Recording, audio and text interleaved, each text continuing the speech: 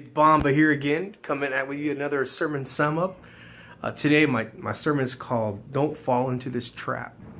I want to talk about some political things today, and I know that's not something that every preacher should probably do, but I just feel led to speak on some of this because we definitely live in a country that's divided, and how does our Christianity influence our politics, and maybe what are some things that we should be considering. I ran by this scripture this week in my devotions, and it got me thinking about saying some things about what's going on in our country and in our world. It comes from Mark chapter 12, verses 13 through 17. And it says, "Later they sent some of the Pharisees and Herodians to Jesus to catch him in his words. And they came to him and said, 'Teacher, we know that you're a man of integrity. You aren't swayed by others because you pay no attention to who they are. But you teach the way of God in accordance with the truth. Is it right to pay the imperial tax to Caesar or not? Should we pay or shouldn't we?' But Jesus knew their hypocrisy. 'Why are you trying to trap me?' he asked. 'Bring me a denarius and let me look at it.' They brought the coin and asked him, 'Whose image is this, and whose inscription?' 'Caesar's,' they replied. Then Jesus said to them, 'Give back to Caesar what is Caesar's, and to God what is God's.' And they were amazed at him." When we see that the polarizing things that are happening in politics, we have this extreme left, extreme right. We see that people try to catch others in their words, and the Pharisees and Herodians were trying to do this to Jesus, because they really weren't interested in what he had to say. They were more interested in bringing him down. I mean, but think about the very thing that they were trying to entrap him in. They wanted him to answer one of two ways. One way is to say, "Hey, you're supposed to pay the tax because that's the law." Well, then they knew then that they could get people on their side, and also they get the Israelites angry at Jesus because they felt that they should not be under Roman rule at that time. And then if Jesus would have said, "Hey, forget the Romans, don't pay the tax, just be an Israelite," then they could have gone to the Romans and say, "Hey, here's this rebel rouser, and we want to call him out so you can arrest him." They were trying to trap him in that moment and use his words against him. And we have to be careful with our words, because people will take sound bites. They will take a phrase, or they'll take something that you said and twist it so that they can bring you down. And there's people out there that do such things.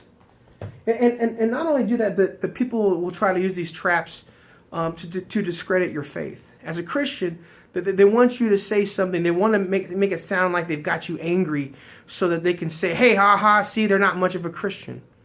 And we have to wrestle with how we're presenting the gospel, how we're presenting our views on all types of subjects, and also in our politics.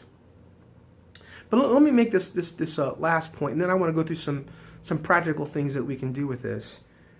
And that even to this day, we can give to Caesar what is Caesar, and to God what is God's. This statement that Jesus said is timeless. Even though when we look at the situation in this time, where he specifically gets a denarii and a denarius, and that he specifically is in Rome and is specifically using the word Caesar, we still can give to political things their things, and to God what is God's. And I think the question is, do we spend too much time giving political things and other things which is God's to them, rather than giving God what is His? Are we really robbing God of what's His when we're talking about our time and our energy and our money? We really have to consider that. What is God's? What belongs to Him? And the first, I want to go through some things to think about.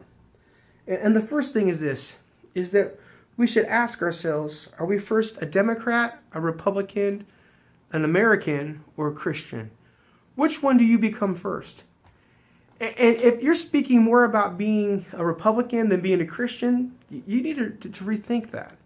Or if you're talking more about being a Democrat than a Christian, you need to rethink that also.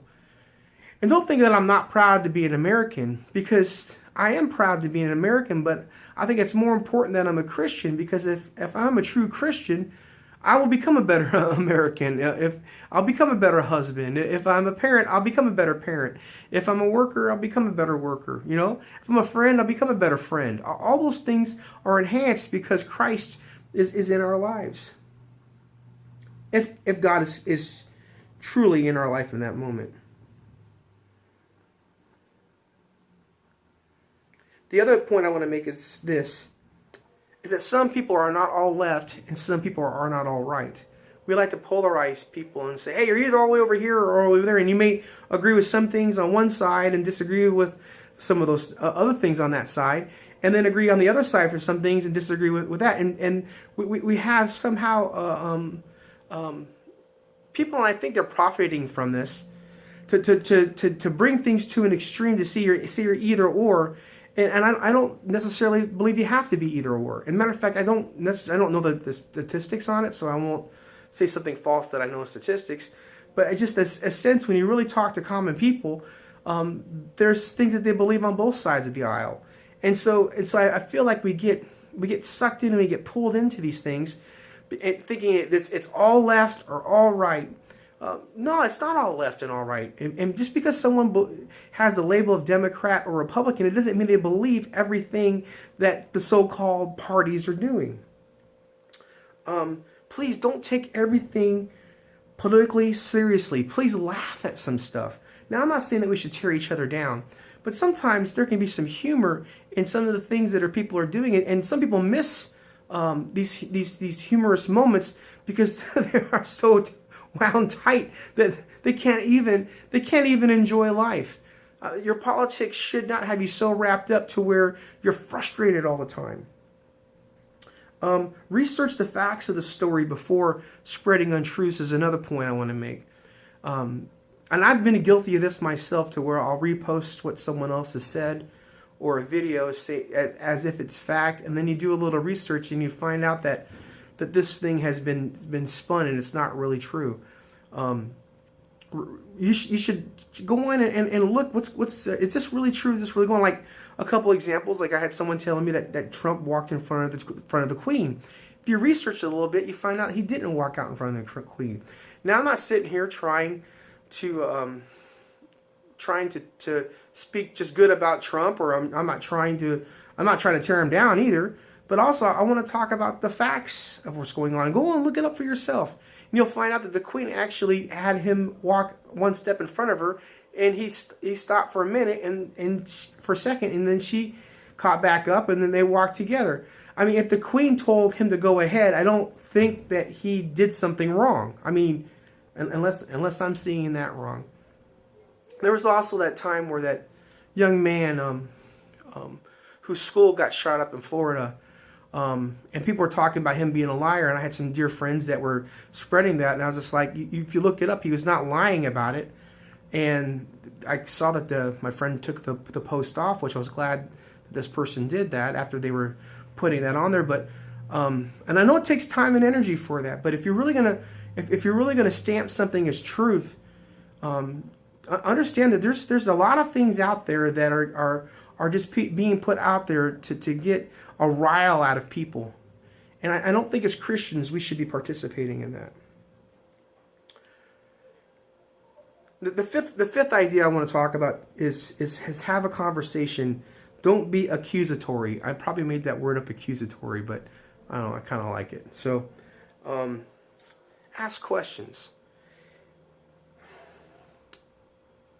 If all we're doing is preaching a dogma or yelling and screaming, no one's really listening. But if we sit down, and I would say a part of the maturity of being a Christian, or in Christian maturity, you learn to listen more than you learn to talk.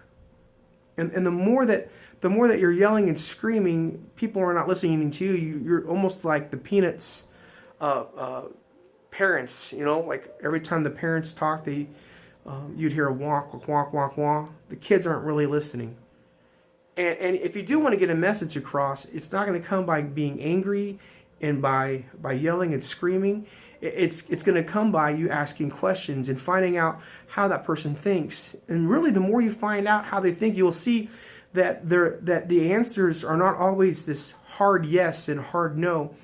But really, there's complicated reasons why people think the way that they think, and I think that's where we should be spending our time and energy with people, especially if we're walking in Christianity. Number 6, what is more important, winning a political argument or leading someone to Christ? Do I need to say that again? What's more important, to win a political argument or to lead someone to Christ? And I don't know if you can lead someone to Christ if you're trying to win a political argument. I think that's giving to Caesar what is God's. If I'm more interested in winning a political argument than trying to lead them to him. And the last point I want to make is this, and I want you to think about that when Jesus said, "Give unto Caesar what is Caesar's, and to God what is God's." I mean, he's specifically talking in a moment. He wasn't speaking of a president or the United States or any other country that's around today, but he makes that an amazing statement. And in that, think about this, that the Roman government didn't last forever. There is no more Roman Empire. Neither will the United States. It won't last forever. Now, I'm not sitting here saying it's going to be gone in 20 years or 200 years. I'm not a prophet like that. But I do know this, that Jesus is coming back one day. And every knee and every tongue every knee's going to bow and every tongue's going to confess that he is Lord. And there's going to be one kingdom, because there is this eternal kingdom. And when Jesus makes this statement to give Caesar what is Caesar and God what is God's, I think he was talking about the eternal things. Because that's what God wants. He wants our hearts, and he wants us to be with him in eternity. So just think about that, and please don't fall into a trap. God bless. Have a great day.